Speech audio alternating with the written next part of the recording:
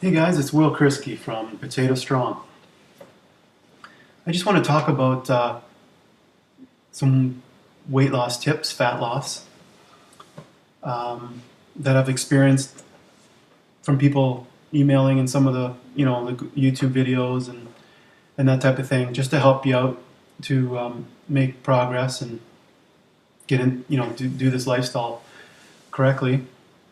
Um, so one of the things you can ask yourself is, is your current uh, are your current habits, diet habits, working for you?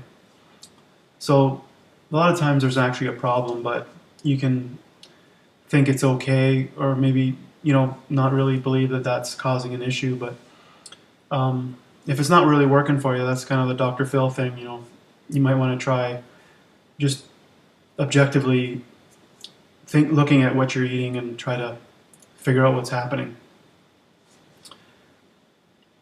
So I've seen all sorts of different things from emails and from YouTube and that, like I said, and I'm just going to go through some of them. Some people, when they go to, a plant-based diet, fruitarian or starch, they're not eating enough.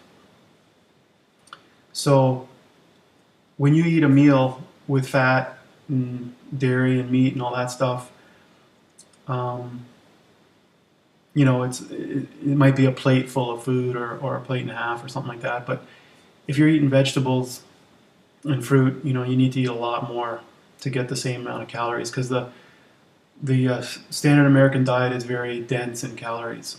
So you need to eat more volume is basically what I'm saying. So what will happen is people will not eat enough, and then they'll either go back to the meat and dairy or binge on something that's not really healthy for you. So now related to that is not eating enough starch. So the reason I focused on starch-based diet and starch solution and potatoes is because they're very filling. They have that energy density through the starch molecules. Other stuff like fruit and they're simple sugars, and some of the vegetables don't have enough starch in them. So you just have to make sure you eat enough starch. So I would start out with fairly large portions of starch, like potatoes. So I would eat almost, a half or more at least. I've sometimes eaten a whole plate of potatoes, um, to get that full feeling. Over time, you can play with, if you get stuck at a certain weight, or you can sort of reduce some of the starch and eat more vegetables, but it's a bit of a tricky area to get into. So I would advise that make sure you eat enough potato starch, because I even eat rice in that, and a lot of times it doesn't seem to be as good. Rice and beans and corn together, like in my tacos, are really good, but I just feel that it's not enough.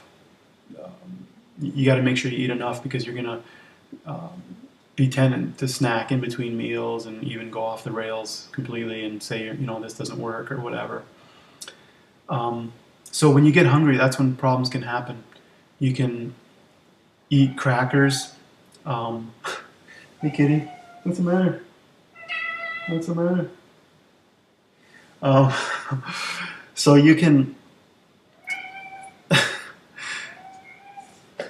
What's the matter?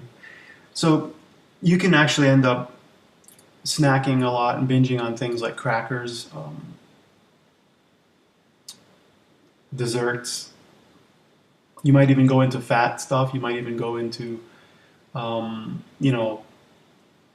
peanut butter and all sorts of things, nuts, because you feel like I need that to get full. So I would avoid being hungry. Make sure you eat enough, and like I say, the starch is key. Um,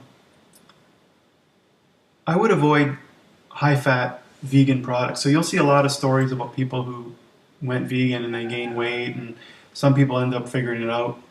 But it's when you go vegan, it's very exciting, because I can find vegan versions of sausage and cream cheese and ice cream and buttery spreads and stuff like that. So you basically find the equivalent, but it's not a dairy product.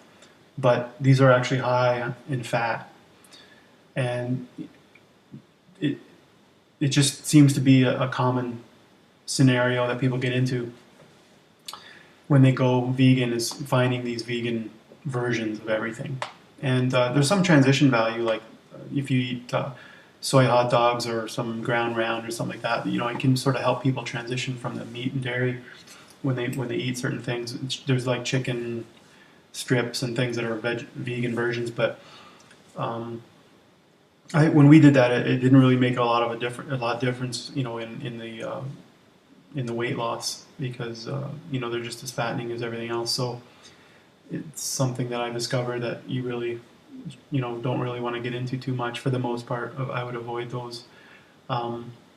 Vegan desserts. If you're like on some of the Facebook pages for various vegan sites or bloggers or whatever,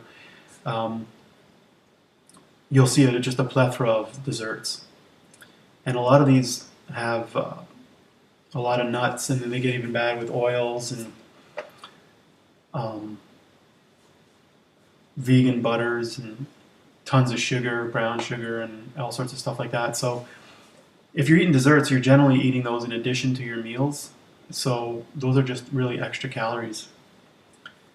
So that's another trap that you can get into, is just focusing on all the desserts that you can make that are vegan versions.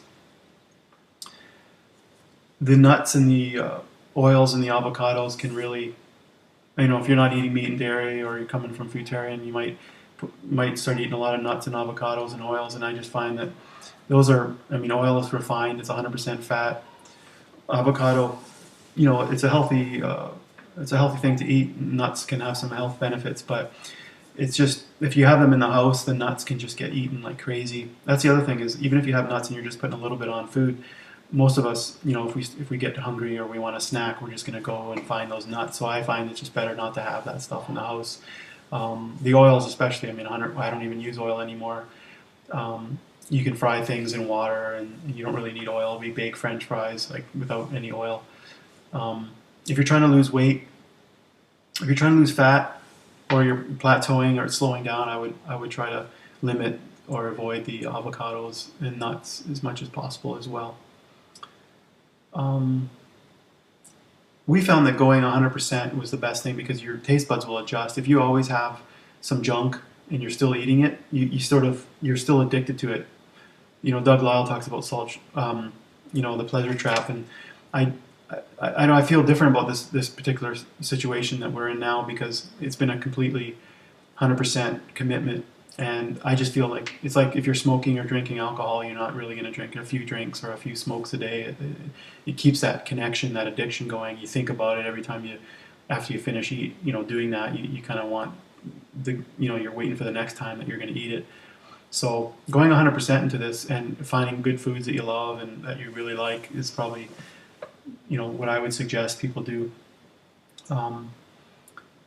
Moderation is sort of what I'm talking about here, is that it doesn't seem to really work. So because you're always gonna think about that, and those things tend to grow. If you put a little bit of oil in something, it tends to grow. Like I mentioned before, I was using sun-dried tomatoes in oil, and I started adding more and more oil from the jar, and because it tasted good, and just kept beefing up the oil and the quantities of the fats that I used, the mayonnaise and the Caesar salad. It kept getting more and more. I've also seen a lot of denial about what people are eating, so they don't, when they do, a lot of scientific studies show, are actually done with self-reporting, so they kind of ask you, what did you eat? And they go back days or weeks and months, and people are just terrible at remembering what they eat, and some people don't want to even say what they're eating, and they don't remember, and it's just terrible. So a lot of people are underestimating what they're actually eating, like if they're eating a normal standard American diet or even vegan, people are really in denial of what they're eating. So there's a lot of crackers, and they're not thinking they eat that much oil, or they don't eat much peanut butter or whatever it is. But if you actually looked at it, there's probably a lot of that stuff happening. So I think trying to be honest with yourself and really looking at what you're doing. Fast food joints and restaurants,